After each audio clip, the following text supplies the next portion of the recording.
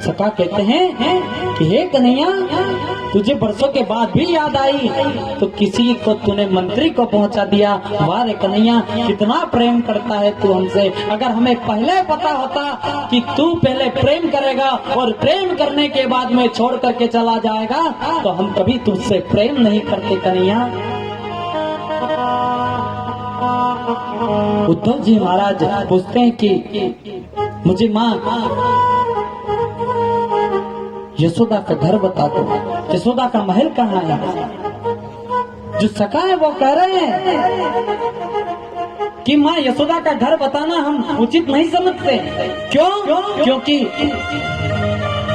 जिस माँ की रोते रोते स्मरण शक्ति कम हो जाती है, नेत्र की शक्ति कम हो जाती है, सुनने की शक्ति कम हो जाती है, उसका घर बताना हम जरूरी नहीं समझते।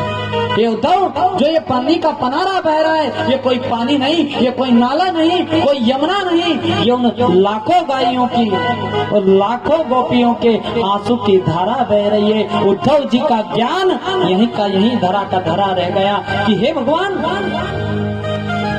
ऐसा प्रेम, शाश्वत प्रेम, करुणा का प्रेम इन ब्रजवासियों से कोई सीखे। और उद्धव का ज्ञान धरा का धरा रह गया और उद्धव जी महाराज उसी पानी के किनारे आंसुओं के जो जल बह रहा है आंसुओं से, उसी के सीध से चले गए। नंद भवन दिखा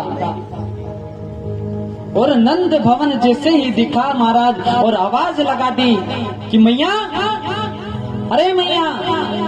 मैया झट से दौड़ करके आई। कौन है, कौन है आप?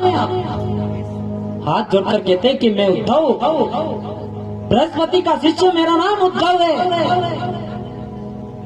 मैया कहती है धीरे बोलो, धीरे।